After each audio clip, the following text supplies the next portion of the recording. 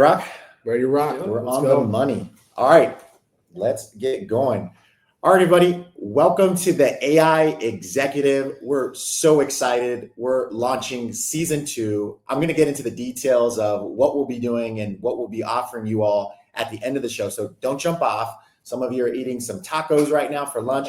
Great. Sit in, enjoy your meal, enjoy this. And if you do stay to the end, we're also going to be offering a complimentary AI assessment powered by White Glove AI to gauge where you and your organization's at in regards to AI. So excited about that. I'm your new host, Albert Ramos, and I'm here with our CEO and founder of White Glove AI, Nick James. Excited to have you, sir. Excited for the conversation. And to my left here, you got to meet him. He's a powerhouse in the AI space, Jason Hess. Thank you. Good to have you, sir. Yeah, we're going to have a good conversation. So we're pumped. Here's our goal and why you're here. We want to re-examine and put DeepSeek. Probably seen it. You've seen the articles. You've seen it all over LinkedIn. There's a lot of noise. We want to put them under the microscope.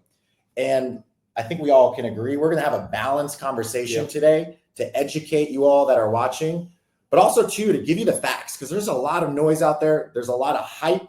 Saw that in the chats already. We want to bring down the temperature and really give you what's going on there and what's happening with DeepSeek. There's actually some recent news too that we'll probably touch on as early as late as this morning. So we're excited about that. So let's jump right in. Nick, DeepSeek, it's not an overnight thing. No. They've actually been around for a while. Yeah. So here, I'll take we actually have a presentation for you all. We'll be able to send this to you all after the show. We'll walk you through, but we're just here to have a conversation with you all. If you all want to get into the Q&A, please jump in there, chat, whatever your question is. We'll revisit it at the end. We'll get through this presentation and conversation with you all, and then we'll answer some good questions that you all have for us. And Jason, can you switch that to, you see those boxes under the video?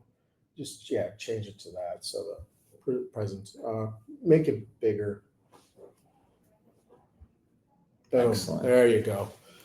All right, so jump in it. Let's go. Timeline. Yeah. So really, DeepSeek's been around for a while. Yeah. We just are now hearing about it. So it was as early as 2023, DeepSeek was actually established and founded by Liang Wenfeng.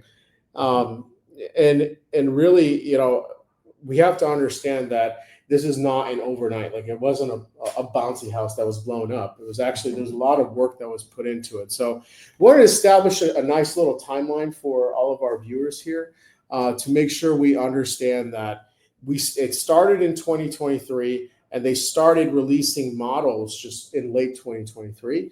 And then throughout January 2024, all the way up until December, they were really working on perfecting the craft, perfecting the model, and getting ready for that big release that happened with R1 and that public chatbot that hit the media streams, coming up as the #1 app downloaded on our US app stores, all the way down. So if you want to just scroll down just a little bit. So we've seen a sort of a condensation of a lot of news about DeepSeek. But just remember that there was a lot of work that was put in over the course of the end of 2023 and 2024, leading into where we are today. Jason, do you have anything you want to share on that? No, I think it's good to know. There's a lot of people that feel that this just happened 2 weeks ago, but they've been around for a while. Yeah. They've been perfecting their craft and being able to provide this, but they changed the game and really shifted how people need to start thinking about these reasoning models. And I think we'll get into some of the reasons why that's changed. Yeah, we're going to get into the impact, but there's a lot of people out there, and I'll say it too. I was one of them where I'm like, wow, this was an overnight success, and now it's shocking the market. But what you all are saying is it's not the case. And for the viewers out there, as you're looking at what we put together here, there's actually a pretty lengthy amount of time that they've been working on this DeepSeek team, who seems to be pretty impressive. But I think we're going to unravel that a little bit and see they've got the goods and some of the opportunities that really we should watch strong out for. engineers that they've solved problems that we have not seen in the US yet. So it's going to be good to talk about. Well, let's walk through the impact. And sorry, I went a little quick there. We'll get back into the market disruption, but I think there's some innovation, like speaking of those engineers and what they've been up to. walk us through just what's the core, like what have they been focusing on? There's a huge word on DeepSeek around efficiency innovations. What's that all about? Yeah, gorgeous. Yeah, so one of the things that they've done is they were constrained, so they were not allowed to use a lot of the common GPUs that we have in the US. So they had to find creative, scrappy ways to be able to provide a quality model that didn't actually leverage all of the most current and innovative technologies. So it really showed some of the things that we assumed that are not true. Some constraints that we thought were there that they were able to work around and re-engineer to be able to provide a much faster, much more effective responses. So it's been really intriguing of what they were able to accomplish. And then from a compute consumption standpoint, energy consumption standpoint, I think a lot of the efficiencies were reached. And I think one of the best analogies I heard is if you understand in some Ford vehicles, you have the EcoBoost, the engine, right? And actually if it's a V8, half of the engine shuts off before the pistons shut off. I know those really well. In California, that's all you can drive. You're not allowed. You're not allowed to have that. Like fuel, diesel. What is that? No. Yeah. So the way DeepSeek operates, from what we understand, is that it's able to deliver the same similar level of accuracy and quality and responses without using as much of the model itself. Okay, and I'm forcibly trying not to use big words because or complex words like parameters and things like that, because we really want to distill this message down to make sure that it's easily understandable by everyone through analogies like the 40 code. I think the audience understands what you're saying there, right? A big thing is power consumption right now. Sustainability. We're all chatting about that. Within our organization, you probably have a department that's focused on sustainability and how are you impacting the climate and all that. I know everyone has a certain opinion about that, but the reality of it is it is going on in our enterprises, in corporate America, or within your business. How are you impacting the environment? And in this case, a big topic was power usage, power consumption. So that was really interesting that they were able to do it with less impact to the environment. Is what and not only on the training side, but on the continued use. There's really no way of validating this, but we're going to get into it. But it's on here on this slide, so I want to address the big elephant, or the white elephant in the room. Supposedly, they only use $6 million to train this when it costs hundreds of millions of dollars to train other models that we've seen, so other reasoning models. Right. So go ahead. Yeah, and I wanted to hit on that one around the 5-6 mil that they're claiming is what it took to get to the point that they're at. And I know we're going to chat about that, but there's a huge disruption, right? When this came out, it was pushed by mainstream. We all saw it on LinkedIn and all the other social media platforms. One thing that I viewed, right, from the finance angle was the stock market. It was a $1 trillion market cap hit, right? For those that are, I'm sure there's people in the audience that are invested in Nvidia. I mean, it took a hit. It took a bit of a hit, right? I mean, the assumption was that the only way to be able to train these models was to use the most current and most effective Nvidia chips. And what the Chinese showed is you can still use a lower grade chip and still be able to get the same level. So you still need GPUs to do it, but you don't need that super high performant, high energy, high compute resources that you had in the past. So that's really where I think the big disruption is the assumption that you have to use the most current model in the current chips to be able to provide that. So that's where I think they really shocked the world. I think there was a lot of, I don't want to call it misinformation, but I think it was like unfounded truths that were being purported as truths. And that really caused that market fluctuation. Because my imagination is that people in their minds are saying, okay, OpenAI is over here raising billions and billions of dollars. This was really well timed to happen right around the Stargate announcement, right? The $500 billion investment from the Trump administration and SoftBank and the like.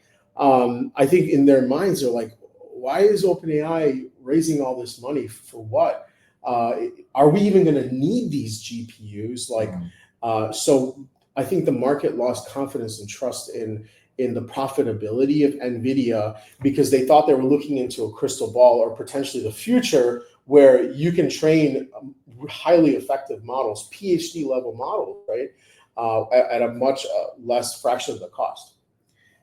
It's really interesting, and it's actually an important topic in this space, but also in any industry, right? As everyone's looking to step in and lean into using AI and where to put it. But what DeepSeek is doing is really, it created a shock in the market. You can do it more cost effective. You impact the environment far less, right? There's some good compute power. We'll get into what they're claiming the investment was to get there, right? I think that's something we need to unravel and provide facts to. As it was almost like the classic, and I'm sure, especially domestically, we know this, and no offense to any journalists, right? But sometimes we want to get the news out there before doing the research. And I think this was one of those examples as we started to find out more of the facts behind the scenes, including the timeline, right? I think a lot of people out there didn't know that DeepSeek's been around actually for a while with some really good heavy hitter engineers. We'll chat through how they got to where they're at and how they deliver. Another component that really changed why DeepSeek disrupted so much is they offered it for free. Same level of service that you have to pay $200 with OpenAI, they offer for free. That completely changes the game of how you're able to interact with these models. Your API cost went from, expecting to pay millions, if not billions, down to a couple of pennies. Right. Yeah. And that's why, and I think that's why you're seeing this huge domestic stock market shock. And at the end, we're going to show there's a new kid on the block. Okay, her name's Kimmy. So we'll talk about Kimmy in just a moment. But I think we're going to see a lot more of this. And I'm gonna go. I know this is live, and I want to go and throw a little wrench in here. Okay. Because this is a good topic, and I think there's probably it's what I do. What you brought me on for, Nick. There we go. But to keep it real, right? Because we're hearing that, well, it's free. And I have some issue to that, right? And I think we got to all think about this. This is a human to human audience, human show to human audience. Is it truly free, right? The way I think about it is from a dollars and cents. Sure, you don't have to go and pay for DeepSeek or now. What's that saying though? If the product is free, you are the product. Exactly. And that really, maybe we don't answer for anyone. It's more of a, let's throw that out there for all of us to think about as we're leaning in more to AI, using AI in our day-to-day or professional lives. It's not free. You are the currency. Your data is the currency. And I know we're going to talk about security too. So, all right. So we'll get to the next one. I think the big thing that we opened this off with was, this isn't about one side or the other. Let's have a balanced conversation. So what we wanted to provide to the audience, right, were 4 different opinions or 4 different topics that you're hearing out there. And let's offer some facts. Let's offer some conversation around those things. And we'd love to see your feedback in the comments as well in regards to these 4 topics. So feel free to chime in and we'll make sure to get to it. If not right away, towards the end. And I know Jason's watching it flow in right now. Yeah. So why don't we start, Nick? Why don't we go through the first one? Yeah, DeepSeek's low quality copy. I think that there have been rumors that just recently OpenAI said that an engineer at OpenAI said that they found traces of perhaps this distillation technique that we keep talking about, this sort of a teacher-student arrangement where a lesser model will learn from the higher functioning model. Can you break it down maybe for like the beginner learner there? Because they're distilling it. Distillation, that's a huge key word, and what's being bounced around. But a lot of people don't even understand how do they do that? How do they use OpenAI's output to then train their own model? Yeah. So I think just to keep it fairly simple, fine tuning has been the most common method to take a model that's been developed and that's open source. Like, for example, the Llama series of the models from Meta, otherwise formerly known as Facebook, they released a set of open source, completely free models, and a lot of companies have taken, like, for example, Perplexity. Okay, Perplexity we think has its own models, but they don't. Their sonar models are actually fine-tuned versions of Llama.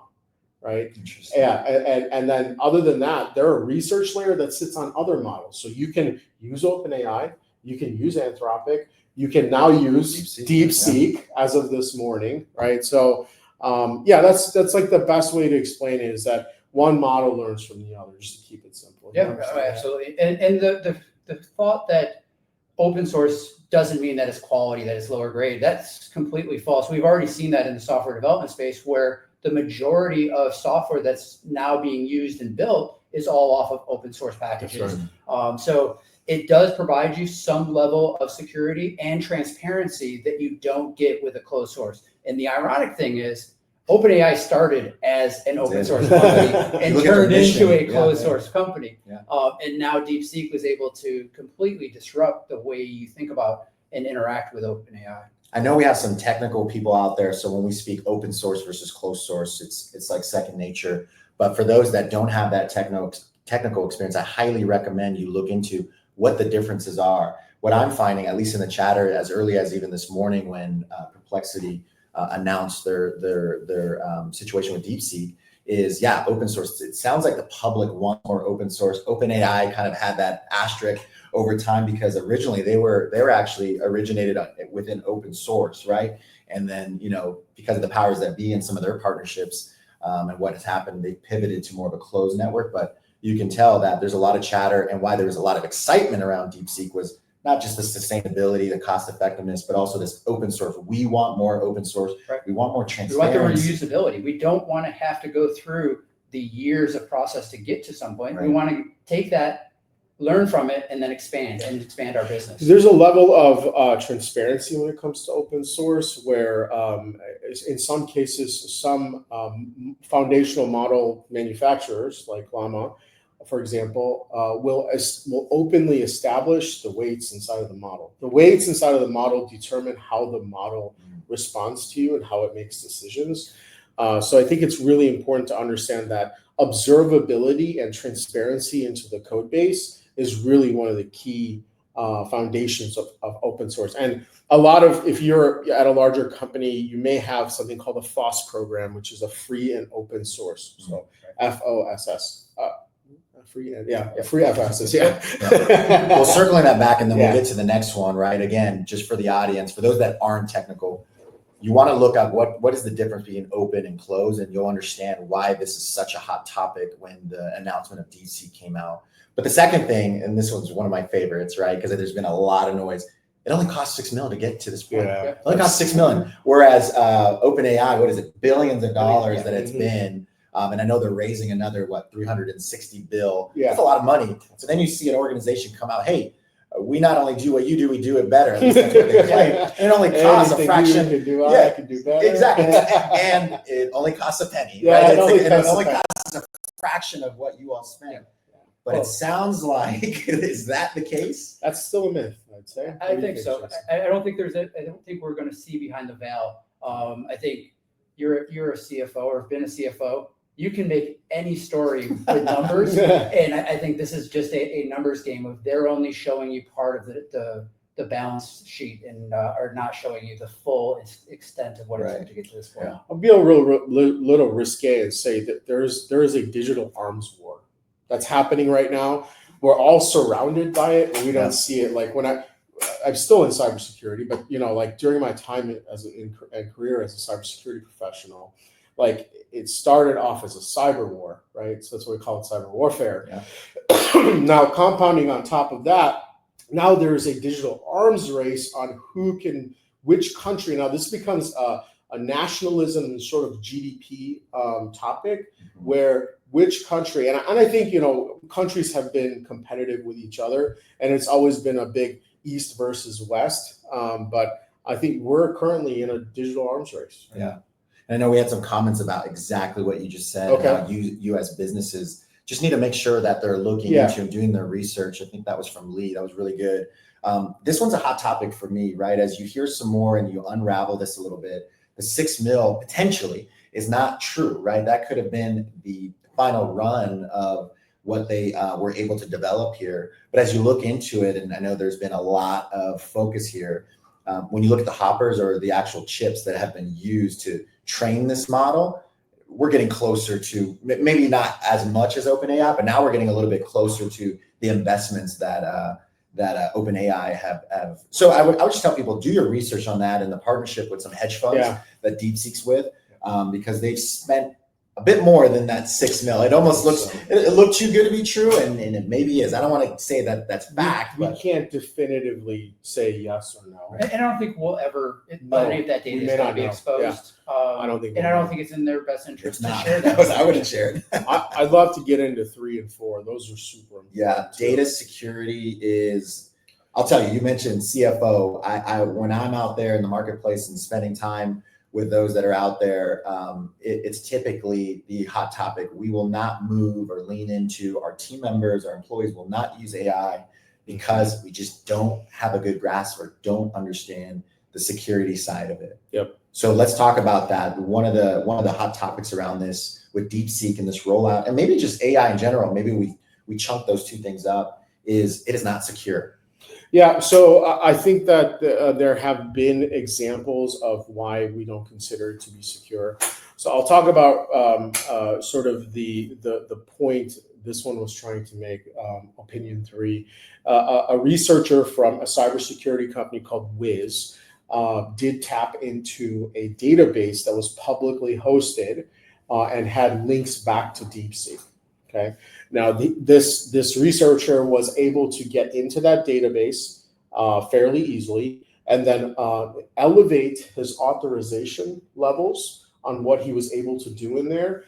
And according to this researcher, was able to see a lot of the confidential information that users like you and I may have put into DeepSeek. So I think that is not a drawback of open source. I think that's a drawback of potentially going really quickly to market and overstepping and not focusing on some of the core fundamentals, right? And I don't want to say I would this say is me. every single model is capturing all of that information. It is. It's what they're doing with that, and I think that's the concern, because this is a Chinese-owned company. What are they going to be doing with that data? Right. What are they going to be, utilizing it, exploiting it, making copies? Are they going to take the intellectual property that some company puts into their model and like, okay, I can build this faster, cheaper. This is what the Americans want. Let me go build that now and beat you to market. And really, there is no actual way to audit what's happening, especially in closed source, unless you're hosting the model on your own server in your own data center, or maybe in your cloud account. There's really no way to tell. You can't observe or audit. They'll say on their privacy page that we're not using your data if it's coming through, like OpenAI, for example. They'll say it's coming through the API. We're not training on your data, but you have no way to validate those claims, right? And I would say that Anthropic has done a really good job. I know OpenAI does this as well. Did that go out? Sorry, guys, 1 second. I want to make sure that the presentation is still on there. It's still on. I'm watching it. Yeah. Oh, well, this has a little delay on it. Oh, okay. So give me 1 second. Well, while he's doing that, Jason, I think a lot of noise out there right now is this another TikTok moment, right? I don't even know. It was back, it was gone, it was back. So I don't even really know where TikTok's at. I don't use it. I'm a big LinkedIn fan. But this sounds like, because of the potential ties with the Chinese government, that this potentially could be another quote unquote national security topic. Exactly. And I think that's why it was 2 weeks ago that it was shut down for a couple hours, and then it was brought back up. They do feel that there is a national security concern when you're giving all of this data, all of this information to another foreign power. So it's the protection, I think, that's what's necessary. I think we're going to cover a lot of this privacy and security issues, even banning of DeepSeek, and a little bit later. So let's. Australia decided to do that this morning, I saw. Oh, did they this morning? Oh, Texas. Well, opinion 4, right, is all about, and this is a hot word, right, and why we're actually going to be doing more live. People are looking for authentic, raw, live news, because sometimes you just don't know what to trust out there or what is being censored, right? So DeepSeek censorship compromises objectivity is the other chatter that's out there. Yeah. No, I think that's really some of the first things that were identified when people started messing or utilizing DeepSeek was they were finding that there are things being censored. Tiananmen Square is not there. The relationship with Taiwan is not there. It's more towards the country's perspective, which is not uncommon with any of the other models. You cannot go and ask a model how to build a bomb because they've filtered that out. Yeah. So there are guardrails, but are those guardrails forcing to a political agenda? And I think that's where some concerns with DeepSeek. The victors write the history books, right? And every country, I mean, there's even states in some cases that have their own opinion of what history was, right? And when it comes at the country level, the history books of one country may not agree with how the other country perceived the other country's history. Yeah. Okay, so I don't think this is a knock. I think that this is fair in saying, hey, the model is only as good as, and the response is only good as the training data set, right? So if you train on a specific data set that says Tiananmen Square never happened, or Taiwan has been inextricably a part of China, that's their data. Sure. It's so some people are thinking that there's deeper the Chinese Communist Party propaganda and that this is a play to destabilize the U.S. economy, which there is potential. I think that's above our pay grade to say whether or not that's an issue. But I think a lot of these bans are definitely warranted because some countries feel like it's a national security issue. Yeah, and you brought up warfare, right? And Yeah. by the way, thank you for your service. We appreciate you and your family for that. It is something that's real, right? This cyber warfare, potential cyber warfare, and I think that's something. I think the whole point here with these 4 different topics. 1, there's a lot of noise about it. Let's chat through it. Number 2, more of a lesson for us all and those listening when it comes to AI and as we're leaning in, is just give it some discernment. Have some discernment, right? Think through, ask more questions, do more research. Don't take it as face value like a lot of people did a couple days or so ago when DeepSeek came out, and it was their first time using AI, and I'm just going to feed it everything that I want. Hold on.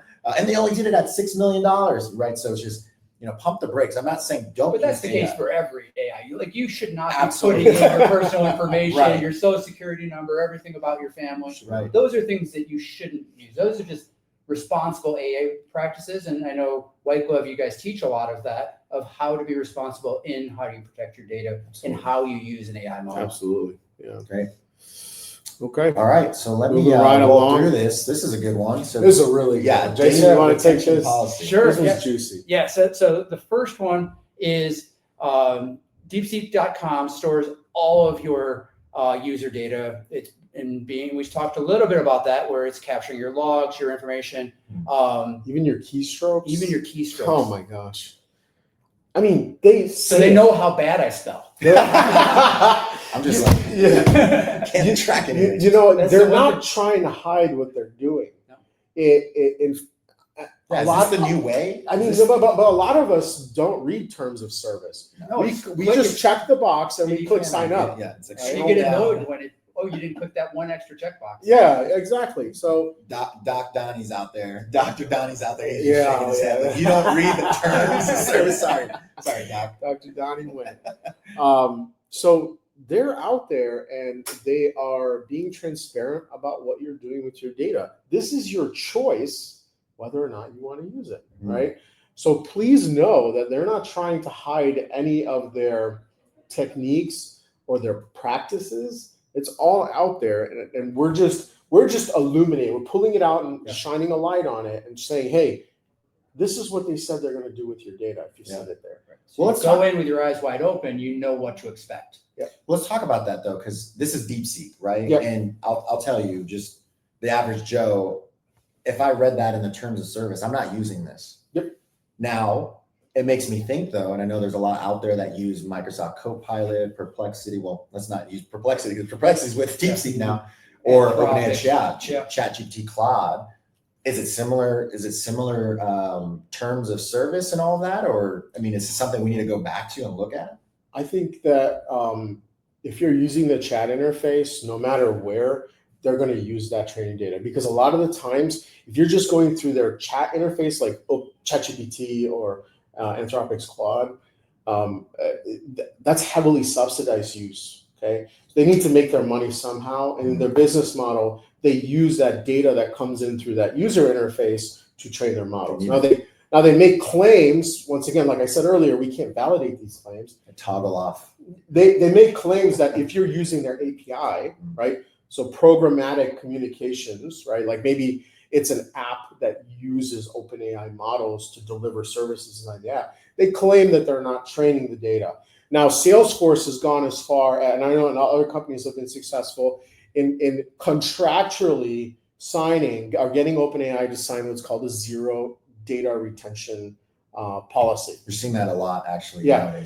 Anthropic's actually, I'm a big fan of how transparent they are. They even came out earlier today or a few days ago and said, hey, we're releasing our model out for like a bounty, and you come and attack our models. And if you find something, I guess they'll pay you for it, right? Right. So I think that they've been really forward about that. Yeah, I think they're probably my favorite for security and governance and just transparency with their constitution-based models, where they have a constitution and it will not break that constitution. That's right. It doesn't flow based on political agendas or who's in charge.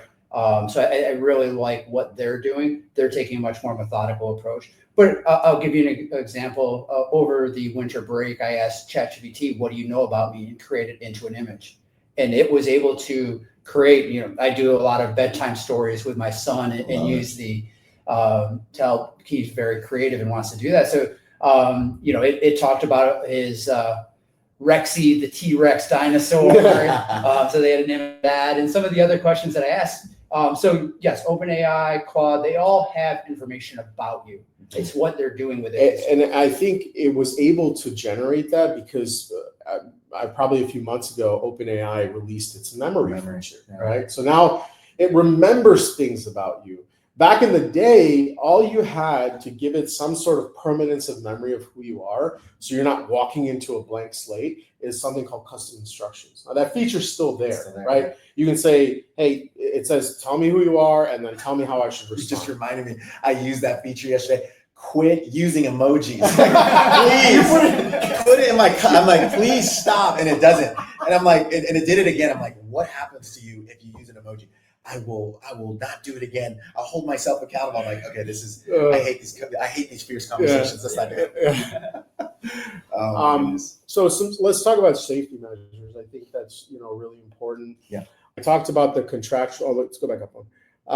I talked about the contractual agreement. So if you are very worried about your users sharing data that they shouldn't be using, there are secure alternatives to ChatGPT, like for enterprise.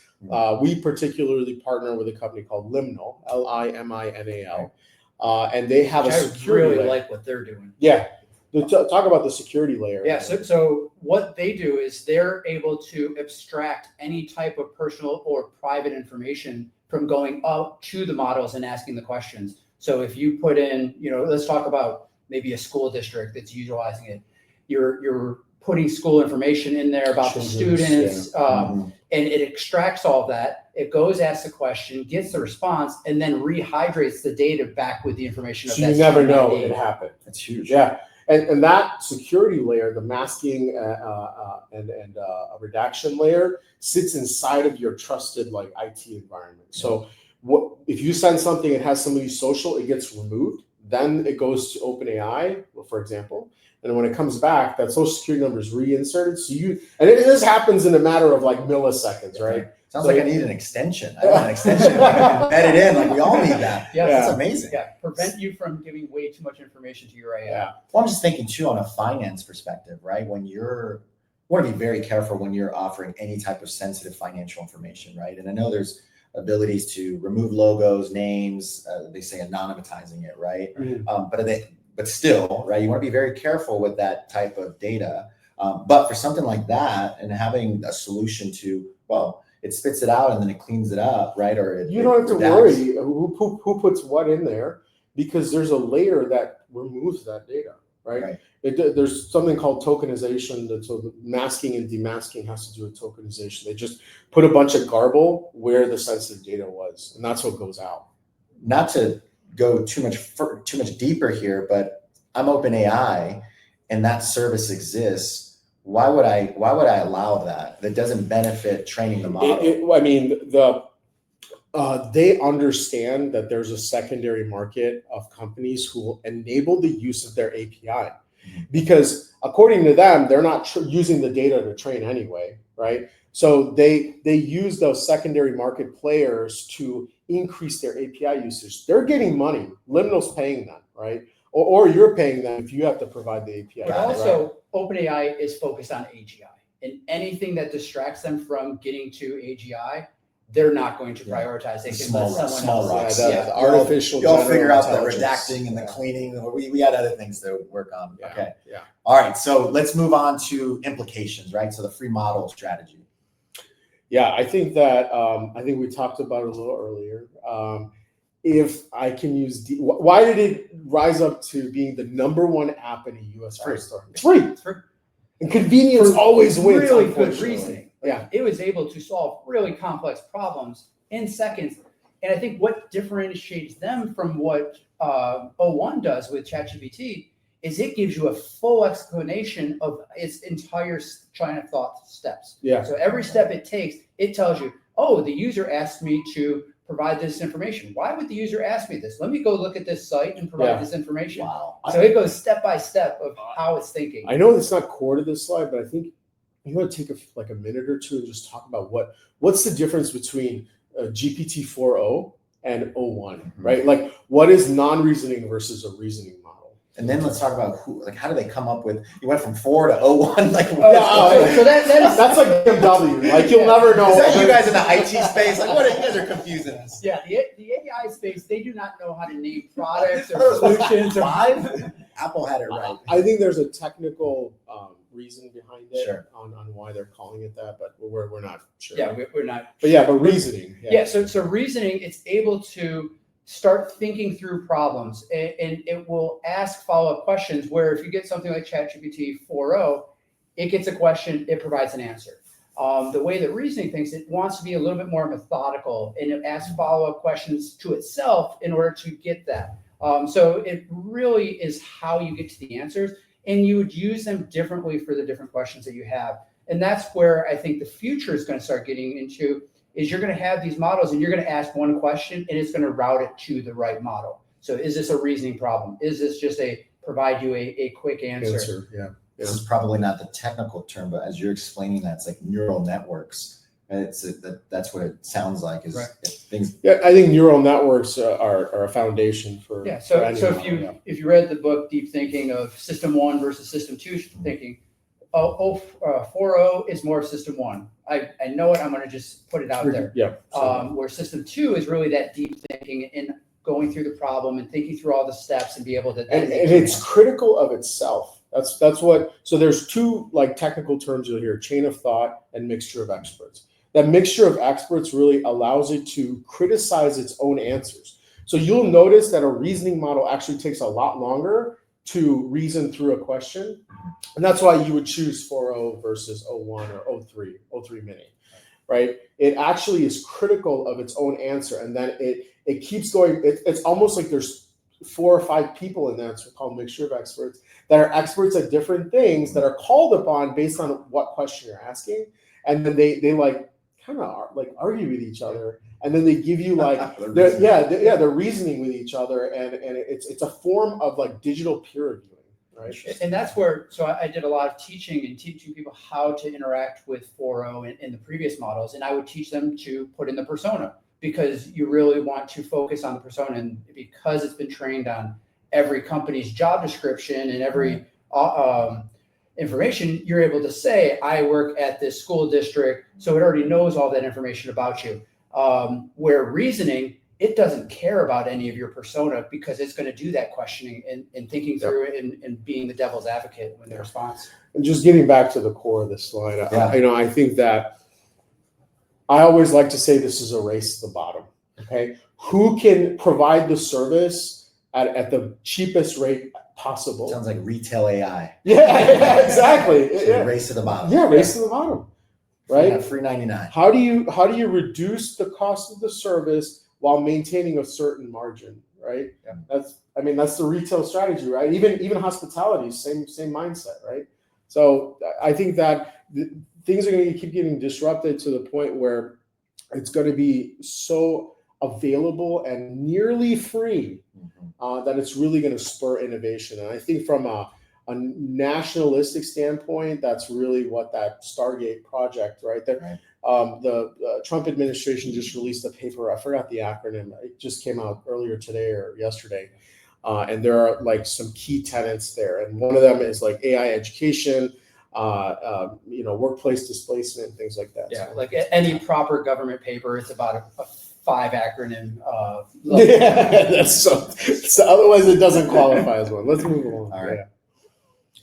Yeah. Cool. So we talked about Perplexity doing it, but Watson X. Yeah. B. Watson. Sorry. B. Watson. B. Watson. Yeah, so this is just the process of being able to take that parent-child relationship, and they're going to host it and be able to prevent some of those things that people are concerned with the DeepSeek.com keystroke logging and things like that, where by able to host that on Watson, it's able to prevent that and provide the same level of service. And that's because the model's free. It's open source. It's available. Like if you had a large enough GPU card, you can pull down a small parameter model. You can even use the technique called quantization and actually run the model locally. So IBM was able to take that for its own competitive gain and embed a distilled version of DeepSeek. What are your thoughts on this? Because I noticed you have IBM, Perplexity now. I'm a big follower of Meta, Microsoft, obviously OpenAI. There's some competitiveness there. This also could be a pretty big risk, right? There's a shiny object here of cost effective. It's free, right? It's the reasoning model. But what if there's organizations out there, or like IBM, who's getting involved, or Perplexity getting involved with DeepSeek, and then like TikTok, it just disappears? Is there a risk there for them, or I mean, the models are out there. There's no way of like taking it back. Perhaps they stop releasing like versions of it because we went from R1 to R2. Right. But I think IBM's move here is that they're saying, hey, we distilled a version of DeepSeek. We've put in some guardrails, and this is really an enterprise play for them because they have an entire suite of governance and security tools, and they have their own models. They have the Granite series of models, and they're able to provide this sort of security, like kind of like an onion, right? There are layers of security embedded to where you can reduce or provide compensating controls to reduce the risk of some of the concerns with DeepSeek. But I mean, ultimately, it's always going to continue to change. And I think that's what we've learned over the past 2 years with AI, is this is the fastest moving train out there. It's evolving so quickly. And I would always tell people, AI is like a bullet train. From the outside, it looks like it's going 200 miles an hour, if not faster. When you're on the inside, you can walk around, you can go to the coffee car, get a cup of coffee, and you're still going 200 miles an hour. That's right. I love that analogy, actually. And the gap's widening, right?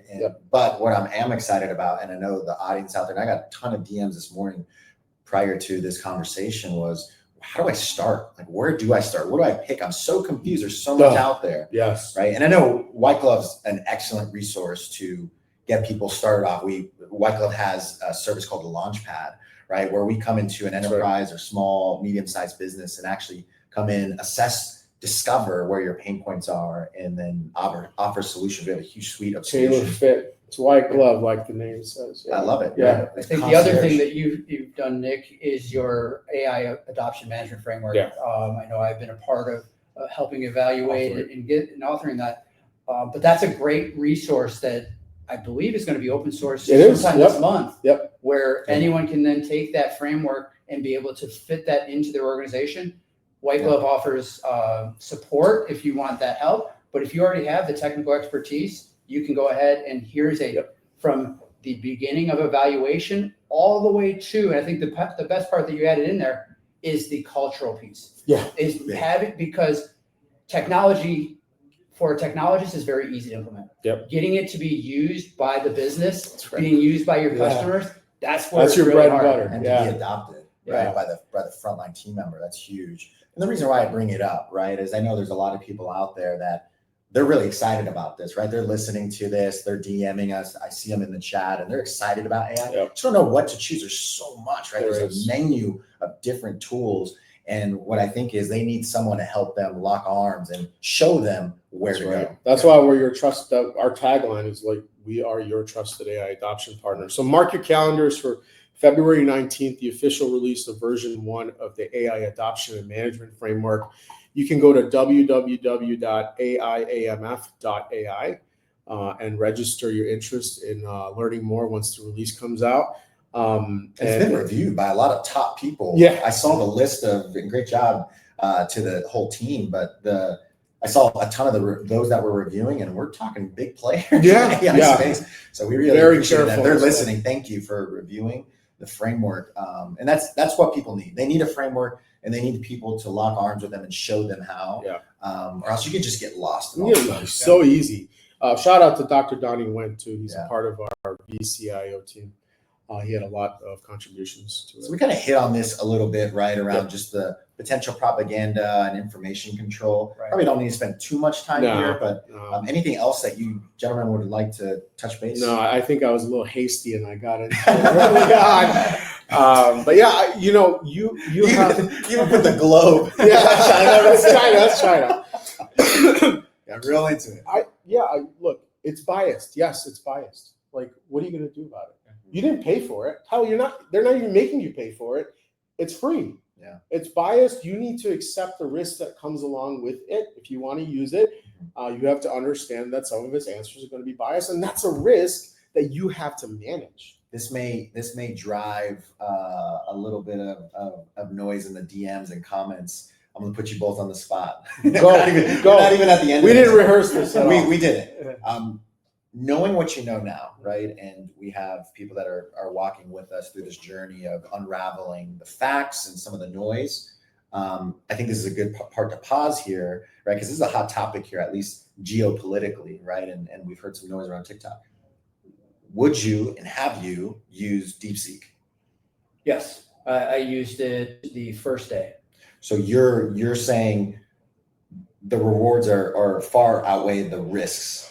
Well, so of what we know thus far. So I like hands-on experience. I don't like getting other people's opinions and then calling that fact. Mm-hmm. I'd rather evaluate myself, utilize it, compare it. Yep. But I'm also not going to provide proprietary information, deep personal information into that. I'm going to test it out with a few things, compare it to what you get with 01, and then 03 came out a couple days after. So it was like a weekend full of total fun.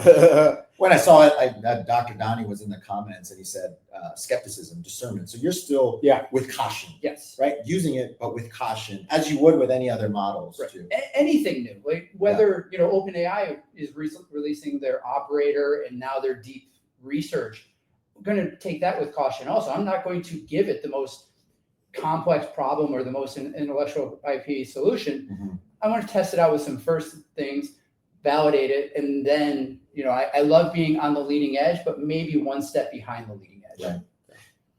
Great. We need to keep going. I want to get to comments. Yeah. Well, you didn't answer the question. Am I avoiding it? Exactly.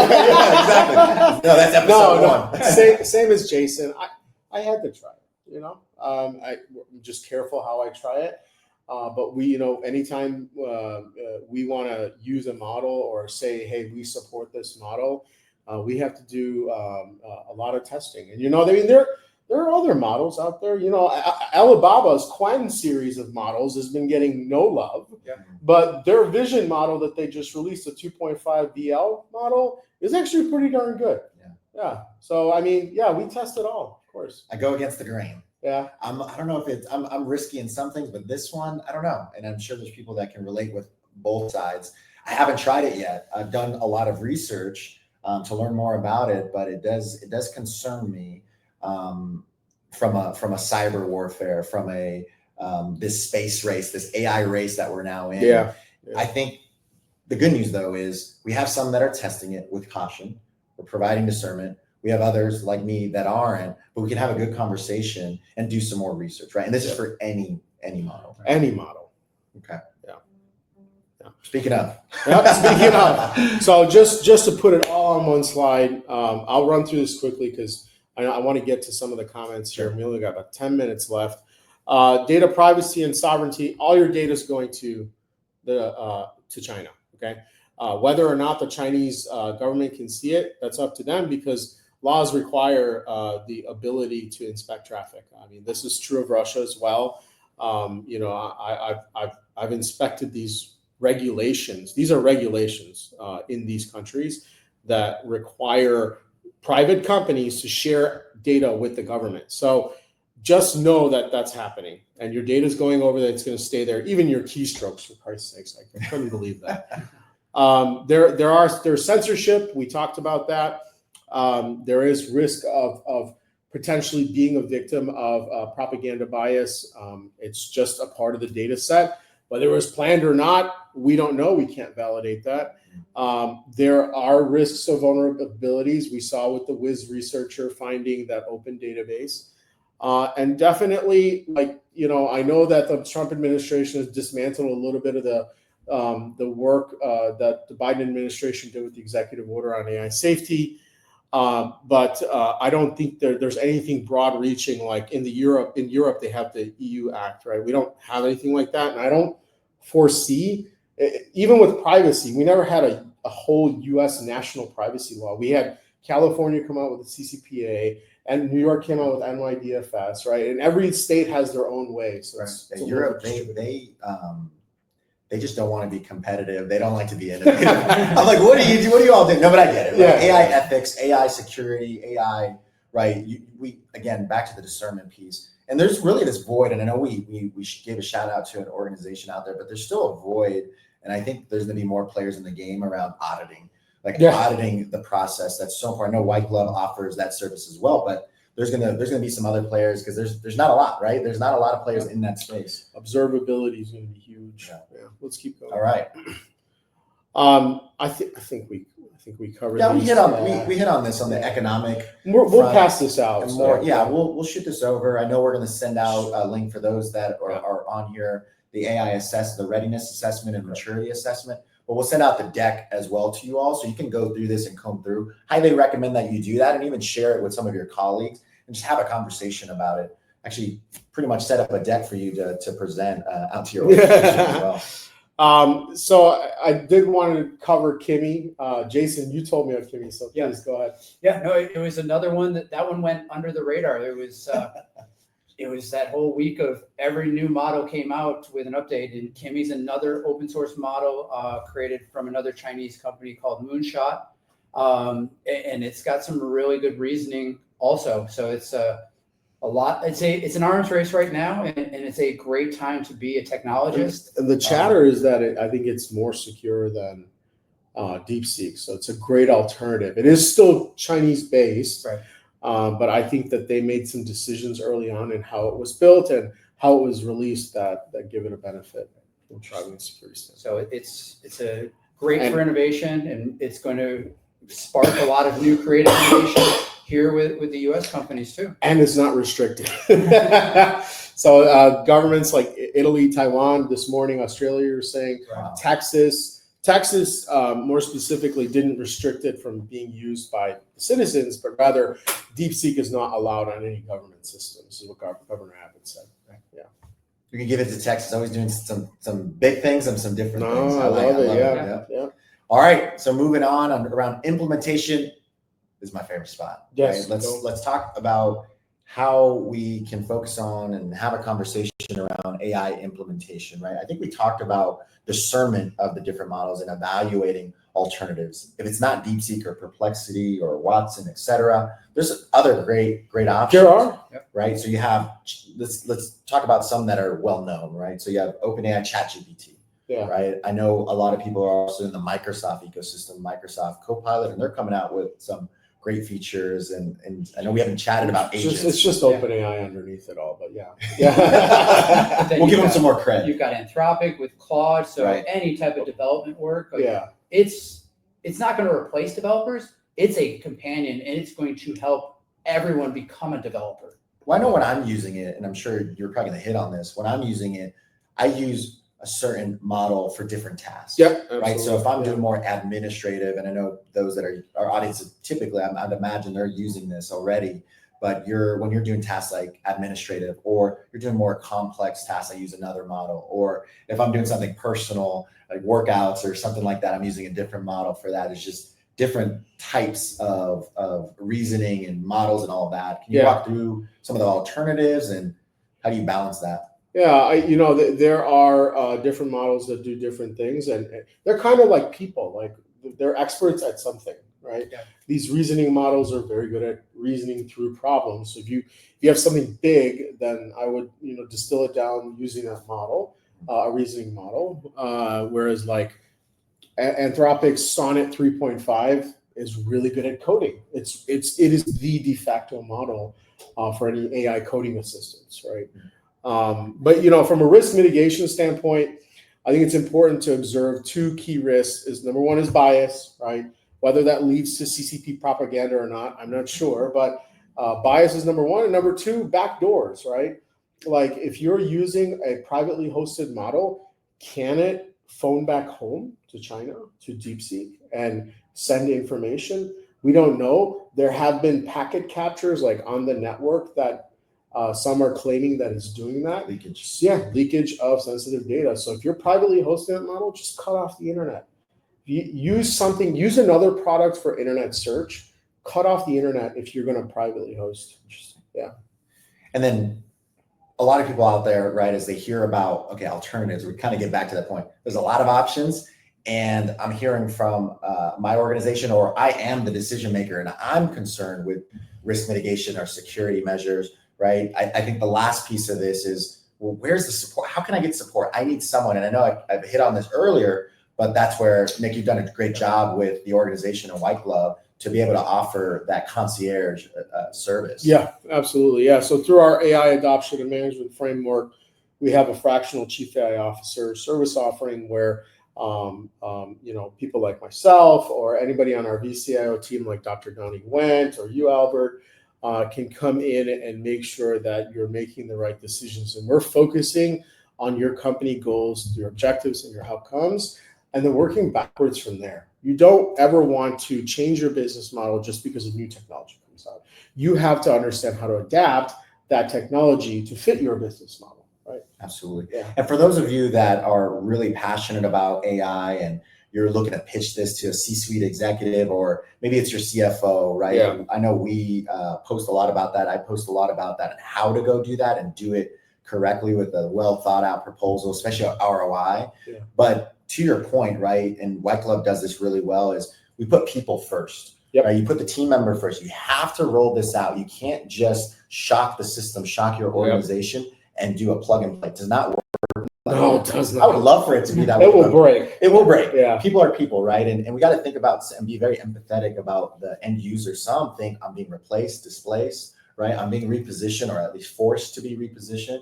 I'm not ready. That's a whole other conversation. That's a whole other we may want to pin that for another. Well, we do. We have some amazing guests already lined up for the podcast, and I'll chat about when that's coming out. But that's a huge topic, is this labor displacement. Yeah. Is it going to happen? When will it happen? Is it already happening? It's happening. Workday laid off about 2,000 people this morning. I saw Let's put the QR codes on here, and then beautiful. Let's cap it off. Can we get a question in? Yeah, let's get some Q&A. So I think we have one question that came in earlier from Chantel. SMBs face challenges with AI adoption in reliability and transparency of AI-generated outputs. With DeepSeek being open source, how does that handle bias, misinformation, risk, et cetera? Jason? So I think a lot of what we spoke about today has really identified that, but you need to have that trusted advisor. One of the good things that came out of some of the Biden EOs is setting up a chief virtual AI officer for all government agencies. And I think, Nick, you've done a great job of taking on the heels of that EO to then build that so that now SMBs have that ability where you don't have to have a dedicated person. Your organization or your company may not have that technical expertise in AI, but that's where white glove AI can come in and help and be there in a fractional offering where you're not paying for a dedicated, because they're very expensive, bringing them in for It's a huge salary. Right. Yeah. Yeah, and I like that one. I like that one too, right? You hear a lot about, well, you need to have an AI task force, and I know we promote that as well. You have to have AI ethics. There has to be policies in place to make sure, to the point of that question is, it has to be safe, right? There has to be guardrails and tripwires to make sure that we mitigate bias, right? We mitigate leakage or absolutely stop that from happening, right? And you so got to mitigate hallucinations also. Hallucinations That's still, another big as one. much as these continue to evolve. Just for the audience, what is a hallucination? So hallucination is the models have been taught to always give an answer. Doesn't matter if it's the right answer or the wrong answer. I was always taught to give an answer. So one of the ones that early when ChatGPT 3.5 came out, the one that I always enjoyed testing if they figured it out, how long does it take to cross the English Channel? And it would say it would take an hour and a half to get across there, but you can't walk on water. Or run.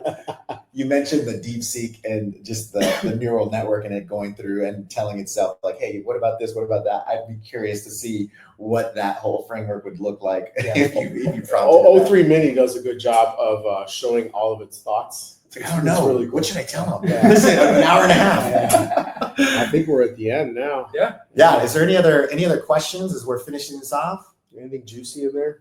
Saw some good ones. Steve. And we'll make sure to reach out afterwards. But so everybody, thank you so much. You have the QR codes here. As we mentioned, if you stuck around, we appreciate you. Thank you so much. There was some great conversation. Yeah. Thank you, gentlemen. Jason Hess and Thank our you, CEO Jason. and founder of White Glove, Nick James. And so excited to offer the complimentary assessments, your AI readiness assessment and your AI maturity assessment.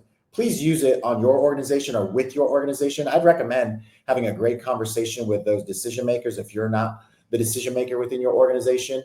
And then just really excited, we're launching season 2 of the AI Executive. What we will be doing is actually bringing you news, right? As you're sipping your morning coffee or driving to work, for those that are back at office, hopefully it's not 5 days a week, but maybe it is.